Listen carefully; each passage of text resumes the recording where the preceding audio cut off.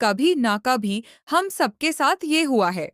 हम किसी के लिए हर वक्त अवेलेबल रहते हैं, उनकी हेल्प करते हैं, उनकी प्रॉब्लम सुनते हैं, उनके लिए अपना टाइम, एनर्जी और कभी-कभी अपनी खुशी भी सैक्रिफाइस कर देते हैं।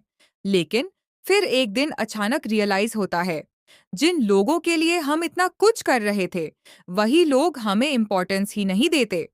हम मैसेज करें तो रिप्लाई लेट आता है, हम मना करें तो लोग नाराज हो जाते हैं, और हम जितना ज्यादा देते हैं, उतना ही लोग उसे नॉर्मल समझने लगते हैं।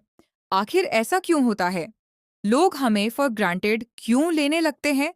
आज इसी बात को एक सिंपल स्टोरी के थ्रू समझते हैं। एक लड़की थी, मान लो उसका नाम रिया था। रिया बहुत अच्छी इंसान थी। कॉलेज में सबकी हेल्प करती थी।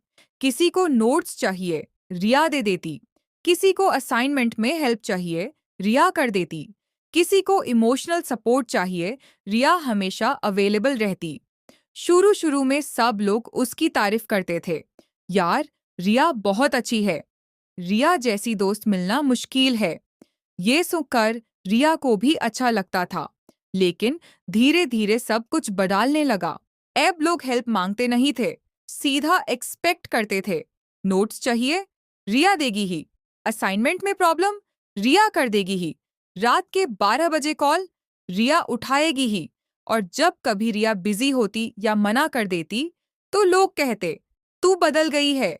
रिया कंफ्यूज हो गई, मैं तो वही हूं, फिर लोग ऐसा क्यों कह रहे हैं?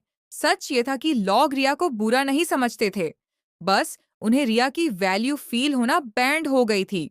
और यही सबसे इम्पोर्टेंट पॉइंट है, लोग हमें अक्सर इसलिए फॉर ग्रांटेड नहीं लेते क्योंकि हम बुरे हैं, बल्कि इसलिए लेते हैं क्योंकि हम हर वक्त अवेलेबल रहते हैं। इंसान की साइकोलॉजी बहुत इंटरेस्टिंग होती है।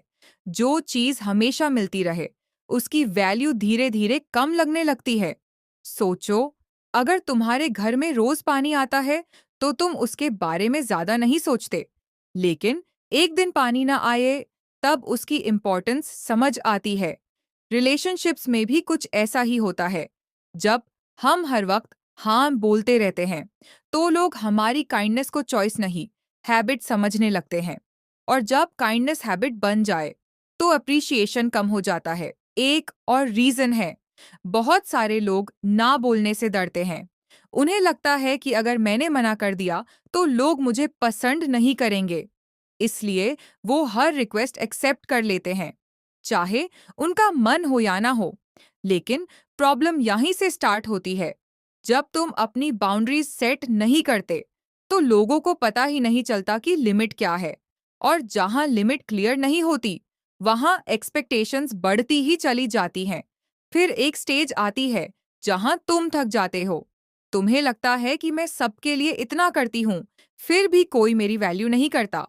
लेकिन वैल्यू की शुरुआत दूसरों से नहीं, खुद से होती है। जिस दिन तुम अपने टाइम को वैल्यूएबल समझने लगोगी, उस दिन दूसरे लोग भी उसकी वैल्यू करना शुरू कर देंगे। इसका मतलब ये नहीं कि तुम सेल्फिश बन जाओ, बिल्कुल नहीं। अच्छी इंसान रहना बहुत अच्छी बात है, लेकिन अच्छी इंसान और पीपल प्लीजर होने में बहुत फर्क होता है। अच्छी इंसान हेल्प करती है जब वो कर सकती है। पीपल प्लीजर हर हाल में हेल्प करती है, चाहे उसका खुद का नुकसान ही क्यों ना हो। और दुनिया अक्सर सैक्रिफाइस को नहीं, पैटर्न को नोटिस करती है। अगर तुम हमेशा अपनी ज़रूरतों को साइड में रखोगी, तो लोग भी उन्हें साइड में रखना शुरू कर देंगे। इसलिए कभी-कभी ना बोलना गलत नहीं होता, अपने लिए टाइम निकालना गलत नहीं होता, और अपनी बाउंड्रीज बनाना भी गलत नहीं होता। क्योंकि जो लोग सच में तुम्हारी रिस्पेक्ट करते हैं, वो तुम्हारी बाउंड्रीज को भी रिस्पेक्ट करेंगे। और जो सिर्फ तुम्हारी अवेलेबिलिटी को पसंद करते हैं, वो शायद नाराज हो जाएंगे, लेकिन उनकी नाराजगी तुम्हारी रिस्पॉन्सिबिलिटी नहीं है। याद रखो, तुम्हारी वैल्यू इस बात से डिसाइड नहीं होती कि तुम दूसरों के लिए कितना करती हो। तुम्हारी वैल्यू पहले से ही है। बस कभी-कभी हमें खुद को याद दिलाना पड़ता है कि हम भी इम्पोर्टेंट हैं। और जिस दिन तुम खुद की रिस्पेक्ट करना शुरू कर दोगी, उस दिन लोगों के लिए तुम्हें फॉर ग्रांटेड लेना इतना आसान नहीं रहेगा। आपका क्या मानना है? क्या आपके साथ भी कभी ऐसा हुआ है कि लोग आपको फॉर ग्रांटेड लेने लगे? कमेंट करके ज़रूर बताना। और अगर ये बात आपको रिलेट हुई हो, तो वीडियो को लाइक और शेयर करना मत भूलना। मैं हूँ रिया, मिलती हूँ आपसे नेक्स्ट वीडियो में। तब तक अपना ख्याल रखिए। बाय।